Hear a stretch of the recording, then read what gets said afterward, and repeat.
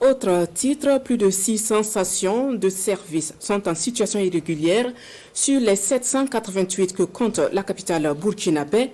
Le ministère de l'Énergie, des Mines et des Carrières joue la carte de la sensibilisation.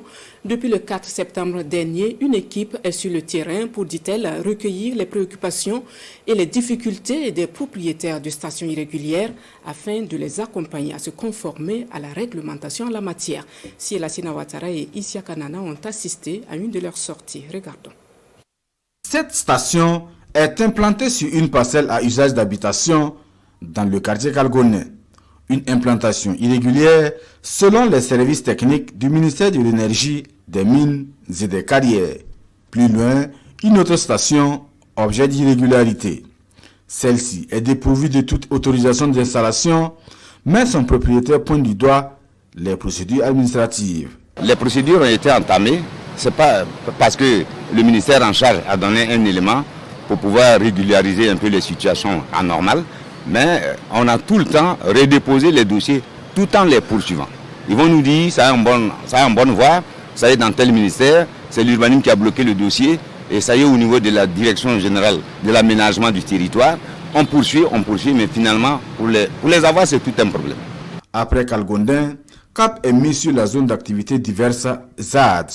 Ici, c'est la station-service de Sylvestre Ouedraogo qui accueille les contrôleurs du jour.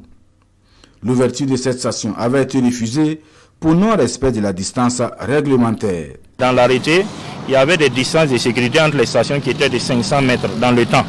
Voilà, donc c'est ce qui nous avait justifié qu'on nous ait refusé l'autorisation de construire parce qu'on a une station Oryx qui est située à moins de 500 mètres. Voilà, mais il y a eu encore des changements au niveau de l'arrêté qui nous ramènent à 150 mètres. Donc nous pensons que avec la demande de revisite qu'on a introduite, voilà, on va avoir un retour du ministère par rapport à ça. Comme cette station, 652 autres sont en situation irrégulière sur les 788 que compte la capitale burkinabé. Passé ce contrôle, la prochaine étape est l'accompagnement à la normalisation. Tous ces gérants-là seront invités, en tout cas à adresser une demande à la Direction générale de l'énergie pour qu'on essaie d'étudier les dossiers au cas par cas. Ouais, cette campagne qui se mène, elle ne se mène pas seulement avec le ministère en charge de l'énergie, elle se mène avec tous les autres acteurs qui interviennent dans la chaîne, notamment l'urbanisme, l'environnement, le ministère du commerce, tous ceux qui interviennent dans la chaîne, y compris la mairie aussi, qui doit aussi délivrer l'autorisation de construction, voilà, à une certaine étape.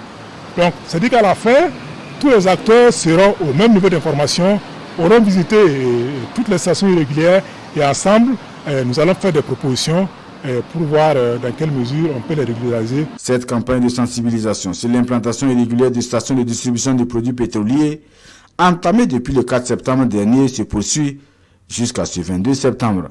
Une campagne menée par la Direction générale de l'énergie dans la ville de Ouagadougou et ses environnants.